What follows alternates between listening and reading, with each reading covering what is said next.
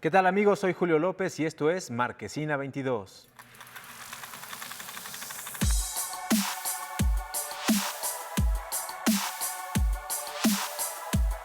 Ladies and gentlemen, Four Seasons!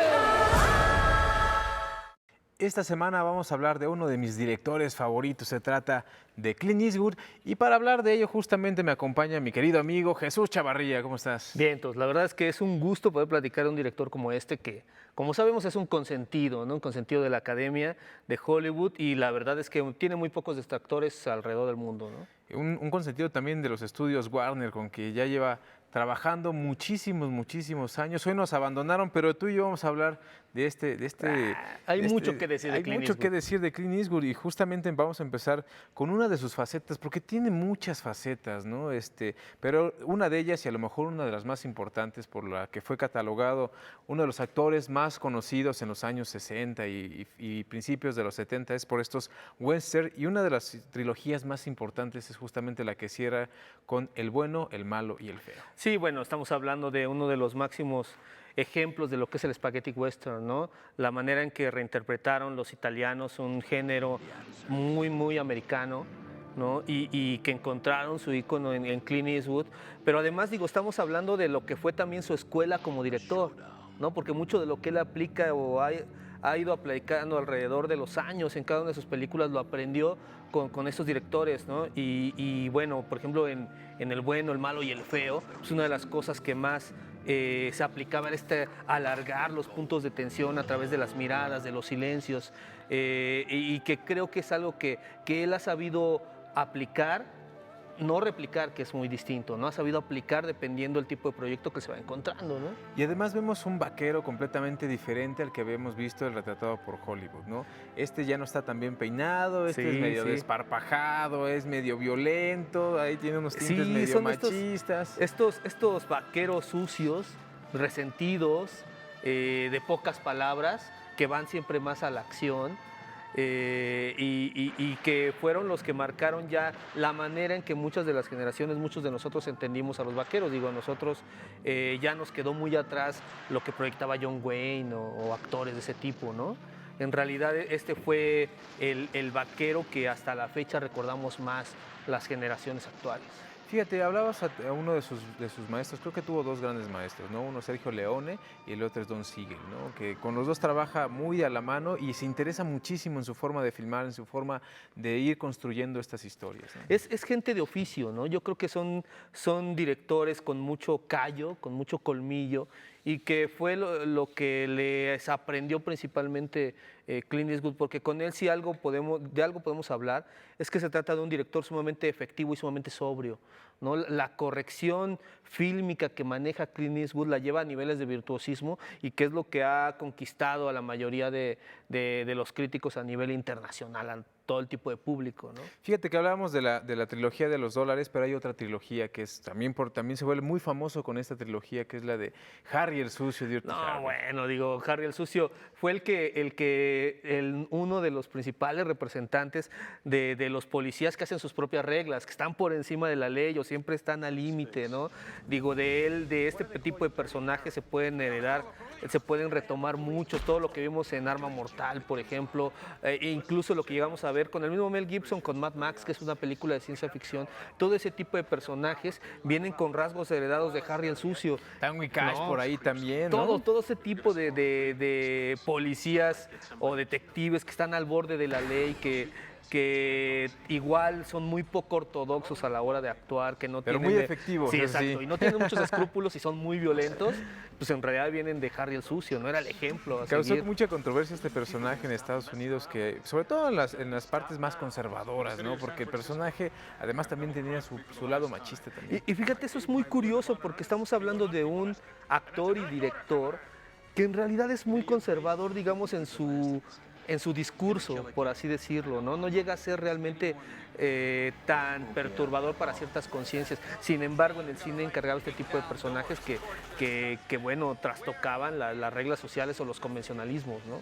No, y hay que decirlo que también se metió un rato en la política, él es republicano, estuvo por ahí pues, gobernando cerca de donde él vivía, pero bueno, otra de las cosas muy interesantes es que ya como en su faceta de director, ¿no? En 71 me parece es cuando dirige su primera película, que aquí en México se llama Obsesión Mortal, Play Mystic for Me, ¿no? Que bueno, ahí incursiona en el mundo del cine, pero poco a poco él va evolucionando justamente en sus personajes, no tratándose de encasillar, y vemos una cosa sorprendente ya un poquito más adelante con Bird.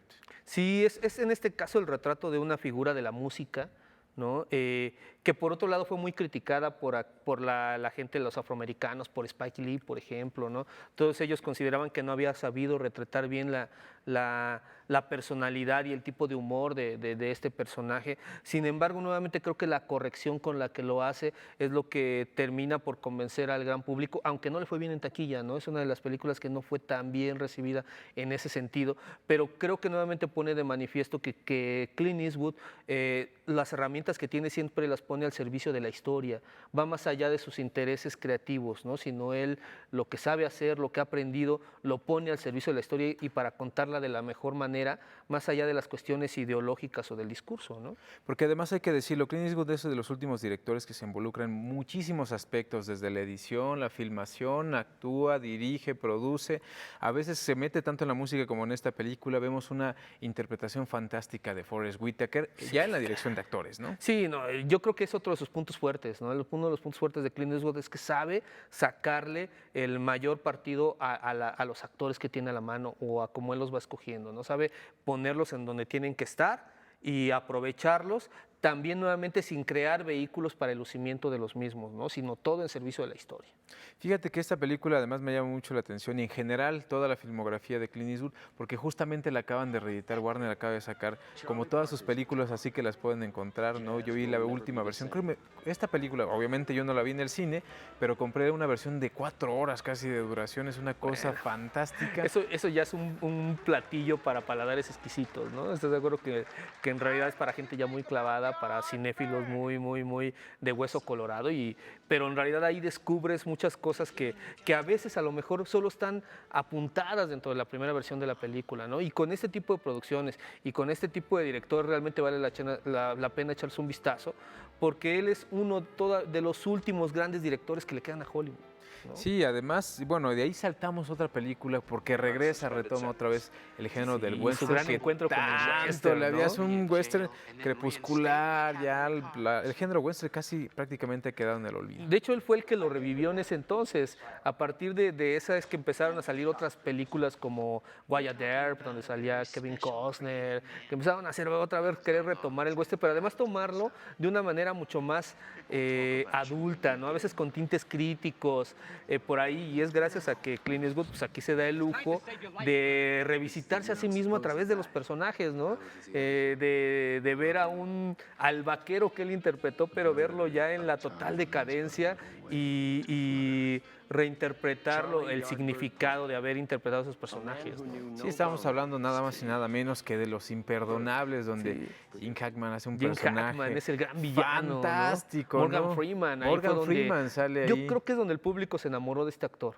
Yo también creo que esa es una de mis películas favoritas de Clint Eastwood, porque además ves al personaje justamente como seguramente era la época de su vida, ¿no? Parecía que quería despegar en el mundo de la dirección, pero no terminaba de hacerlo, ¿no? También lo veías ya en sus papeles de actor, pues ya tampoco lo solicitaban tanto, entonces parecía que era el ocaso.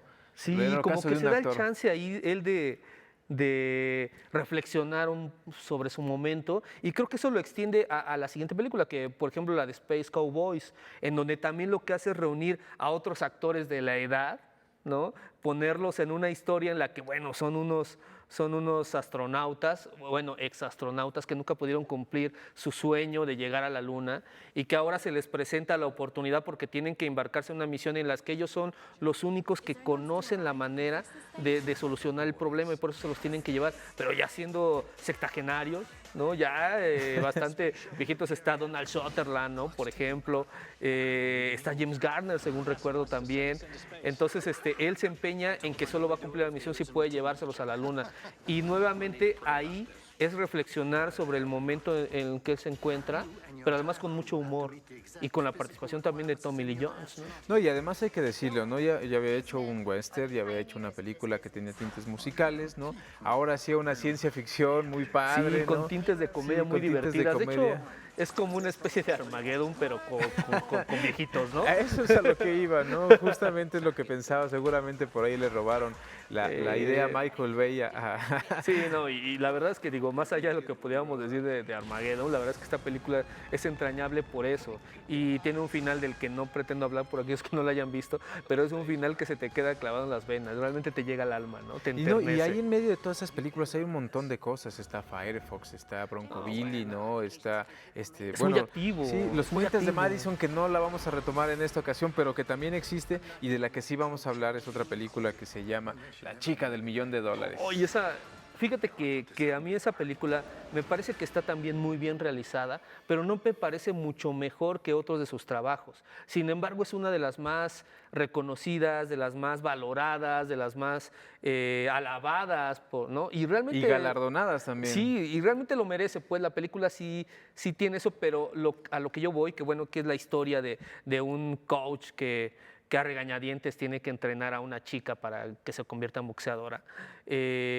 Creo que no, la han puesto por encima de otros de sus trabajos cuando creo que en realidad él ha tenido trabajos a ese nivel desde antes, ¿no? Realmente no es la mejor de sus películas, no me lo parece. Me parece que es tan buena como muchas otras. Ahí vemos a una Hilary Swank muy joven, ¿no? Sí. Que ahí despegó con esa película. ¿Quién diría después de haber hecho justamente. Karate Kid 4? ¿Quién le iba a ver ahí ¿Quién le iba a ver ganando un ahí? Oscar con ese tipo de Caray, personajes, sí. ¿no? Porque además hay que decirlo, ¿no?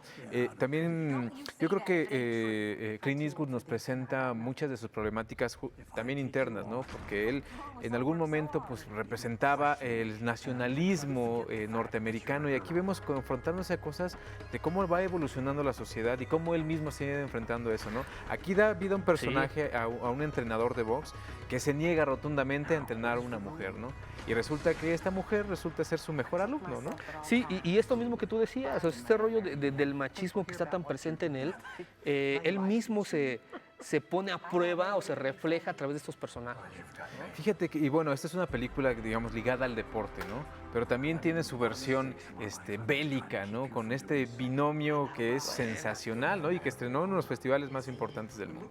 Sí, no, yo creo que bueno, él se ha dado el lujo de siempre manteniéndose sobrio, no siempre siendo muy serio, de tomar parte de la historia de los Estados Unidos y verla desde dos puntos de vista, que eso es algo que no se había visto, ¿no? Con esta película de las banderas de nuestros padres, la de Cartas de Iwo Jima, yo creo que Clint Eastwood es alguien que sin hacer demasiado alarde, se da el lujo de trastocar y retomar parte de la historia de su país con mucho respeto, pero al mismo tiempo motivando a la reflexión con respecto a esto, ¿no? Sí, básicamente esta película retrata pues ya el final de la Segunda Guerra Mundial, invasión de Estados Unidos a Japón, ¿no? Y nos presenta las dos versiones, la versión de cómo lo vivieron los soldados norteamericanos, Sí, los norteamericanos. y cómo lo vivieron los soldados japoneses. Con las ¿no? cartas que ellos mandaban, ¿no? La verdad es que tiene una sensibilidad muy particular Clint Eastwood en ese sentido, porque sin caer en la manipulación, sin caer en demasiado melodrama, realmente busca la parte humana de cada uno de estos dos puntos de vista ante un conflicto en el que a final de cuentas todo mundo sale perdiendo de una u otra forma, ¿no? No, a mí, a pesar de que es una sola película dividida en dos, Sí. digámoslo de esta manera, ¿no?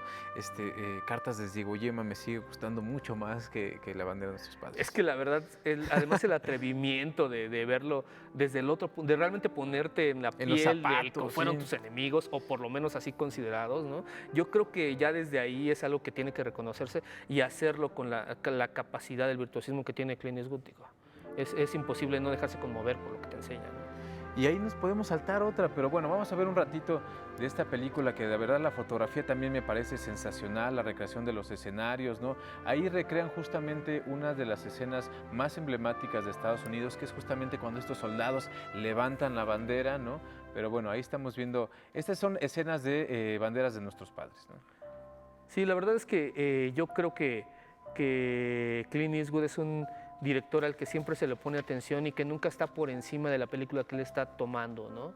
Sino por el contrario, a lo que le da prioridad es a la historia que cuenta, a los personajes que está retratando. Tú podrías a lo mejor verla y no precisamente tienes que identificar directamente que está dirigida por Clint Eastwood. Bueno, y hay ¿No? que decirlo, ahorita que estábamos viendo justamente esta película, ya tenía 80 años cuando Sí. filmó este binomio, ¿no? Y Digo- luego ya se avienta a hacer El Gran Torino, ¿no? Que El Gran Torino es otra película precisamente que refleja esta multiculturalidad que tiene Estados Unidos, ¿no? Y estos extremos, ¿no? Nuevamente de ideología, de cuestiones políticas, de cuestiones relacionadas con las armas, por ejemplo, ¿no? Yo creo que esta es una de sus películas más atrevidas en ese sentido y al mismo tiempo mucho más discreta. No, contrasta que en este caso deja de lado todas las grandes producciones y se concentra en una historia mucho más de casa, digámoslo así, ¿no?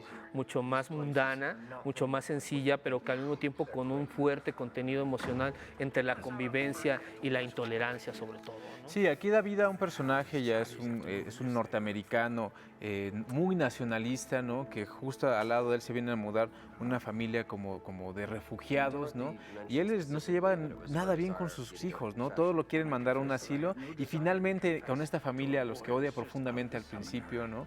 Termina siendo su propia familia, ¿no? Sí, yo creo que nuevamente él se pone a prueba con esta peli, pero no solo a nivel de director, sino a nivel de persona, ¿no? Yo creo que todos estos son cuestionamientos que él mismo se había hecho en algún momento o que él se iba a hacer, ¿no? A través de estas historias. La verdad es que creo que eso es lo que le da un valor agregado a todo lo que él nos está platicando, ¿no? Esta película sobre todo habla mucho sobre pues, la diversidad de personas que hay en Estados Unidos, afroamericanos, ¿no? Hay asiáticos también, ¿no? Por ahí hay una parte de mexicanos o latinos, pues, ¿no? Y él como emblema de Estados Unidos, además. Sí, porque a final de cuentas eso es algo que no se le puede quitar y creo que él no pretende hacerlo nunca, ¿no? En realidad él es uno de los representantes más importantes del clásico director estadounidense, ¿no? Él representa la cinematografía estadounidense, pero al mismo tiempo desde ese punto es que él tiene la capacidad de observar todo lo que hay a su alrededor, no es una visión del Hollywood cerrado, sino por el contrario, ¿no?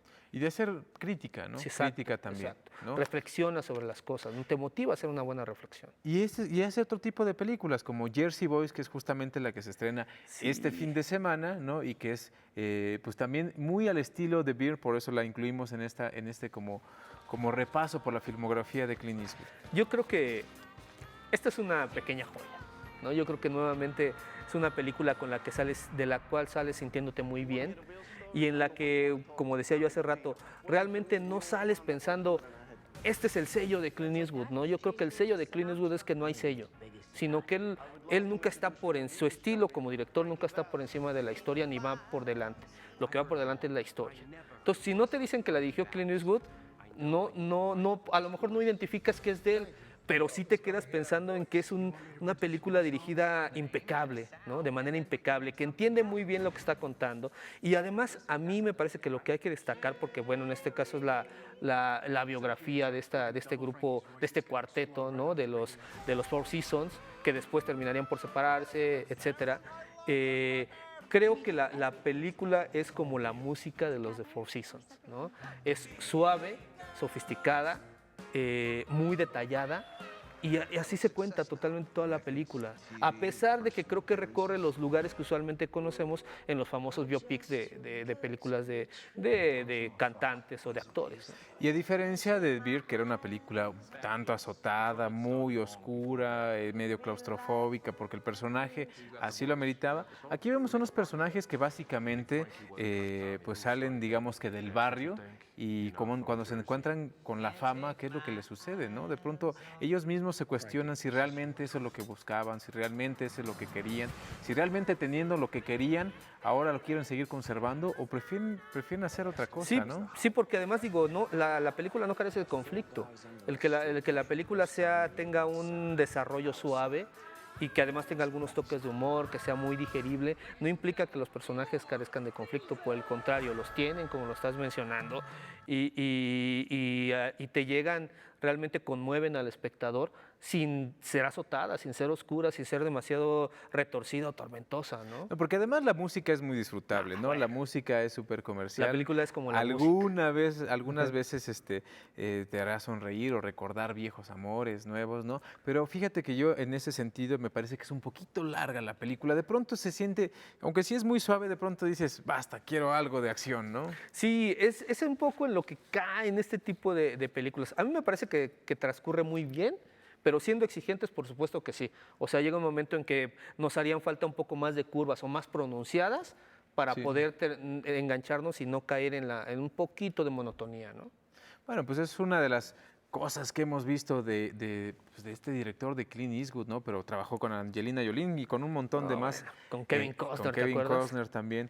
Pero bueno, nosotros nos despedimos. La próxima semana vamos a hablar de una película, de otra saga, El planeta de los simios. Pero antes de despedirnos, tenemos regalos, cortesías Sí, de sí. nuestros amigos de Paramount Pictures que traen Tenemos la que película de enseñarlo. los ¿Qué enseñamos Transformers. primero? Tú enseña Yo la enseño mochila, primero. pues. Tenemos mochilas de Transformers. La verdad es que si yo tuviera 10 años, me moriría por tener una de estas, ¿no? Y ahora para el regreso a clases, Sí, ya salieron claro, de está- vacaciones, pero para que ya se vayan con una mochila de los Transformers, que además es una de las películas más taquilleras, por lo menos en estos últimos meses. Y también tenemos 5 playeras de estas, de los Transformers, échenles un ojo, miren qué padres están. Y nos mandaron también pues algunas toallas que están increíbles con Optimus Prime en la parte del estampado. Ahí en ¿no? Son en su postura épica, ¿no? Optimus Prime. Prime. Más de lo que ves. Y esta saga pues es sensacional, ¿no? Ya hablamos de ella con la semana pasada de Michael Bay. Y bueno, es un poquito de lo que vamos a ver. Si quieren llevarse alguno de estos premios, escríbanos a Julio, @Julio. Espérame, todavía no me sé mi Twitter. Sí. Y es que Sí, es nuevo, es nuevo. es nuevo. Es @JulioYLP, ahí me pueden escribir a este Twitter. Y bueno, nada más soliciten que quieren la mochila, las toallas o la playera y yo les respondo y por supuesto pues nada más tienen que venir a recogerlos. Nosotros nos vemos hasta la próxima semana, Jesús. Bien, entonces pues ahí estaremos para platicar. Tengo muchas ganas de hablar de esa saga de películas. Ah, pues Ya ahí verán, está. ya verán. Nos vemos la próxima semana.